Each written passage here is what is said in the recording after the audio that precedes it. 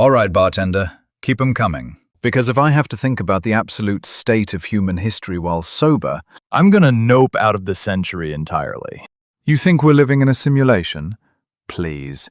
No computer would be programmed to be this chaotic and stupid. We're talking about unnatural disasters times, when we took perfectly good party supplies and turned them into instruments of mass destruction, because some corporate suit decided safety was too expensive. Let's start in London, 1814. Picture the Horseshoe Brewery, located right in the heart of the St. Giles Rookery, a slum so notorious it was basically the final boss level of 19th century poverty. Back then, London breweries were in a literal mine is bigger contest with their fermentation vats.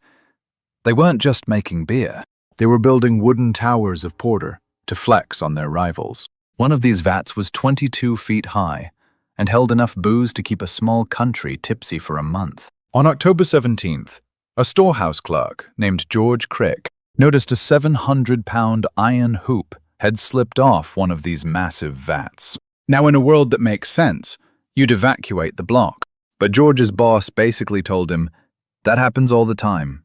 Just write a letter about it. It's the 1800s version of seeing your check engine light on and just turning up the radio.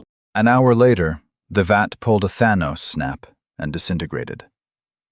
The blast was so loud it was reportedly heard 5 miles away. It's about 8 kilometers for non-Americans, triggering a chain reaction that smashed other vats. Like a post-apocalyptic game of dominoes, it unleashed 320,000 gallons of dark porter, roughly about 1.2 million liters, a 15-foot tidal wave, roughly 4.5 meters, of booze that smashed through a brick wall and deleted the neighborhood. This wasn't a fun party. It was a horror movie. 14-year-old Eleanor Cooper was washing pots at a pub when the brewery wall literally fell on her. But it gets darker. In a nearby basement, a group of people were holding an Irish wake for a 2-year-old boy. The beer wave flooded the room, drowning the mother, Anne Saville, and 4 other mourners. 8 people died in total, mostly women and children, because they were the ones home while the men were out working. And the legal system? Absolute trash fire. The court ruled it an act of God, meaning the brewery didn't have to pay the families a single cent. Meanwhile, the government gave the brewery a tax refund on the lost beer. It's basically the 1800s version of a corporate bailout, while the essential workers get a pizza party they have to pay for themselves.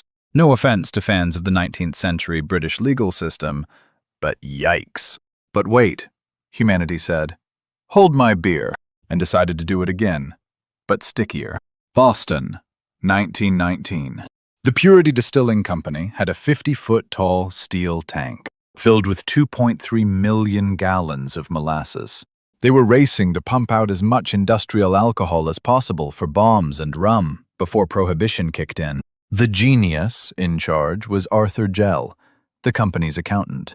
Asking an accountant to build a 2-million-gallon pressure vessel is like asking your IT guy to perform open-heart surgery, because he's good with systems.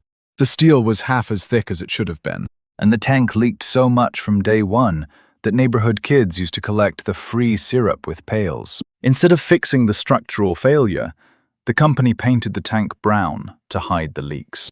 Big brain move right there. On January 15th, a heat wave hit Boston, meaning it went from freezing to 40 degrees. The molasses began to ferment and expand. At 12:40 p.m., the tank started making machine gun noises as the rivets literally sheared off and turned into bullets.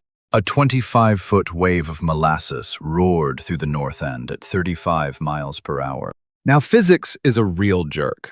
Molasses is a non-Newtonian fluid.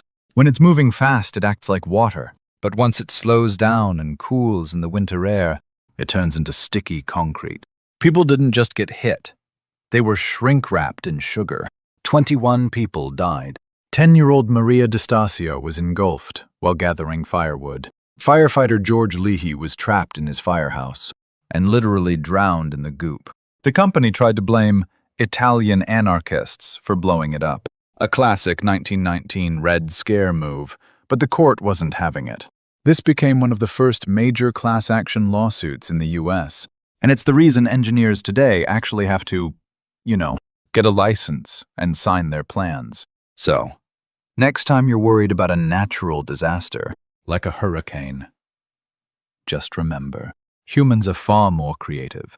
We can turn a pint of porter or a jar of molasses into a horror movie faster than you can say big mood. Now pass me that pretzel. I need something salty to wash down all this tragic stupidity.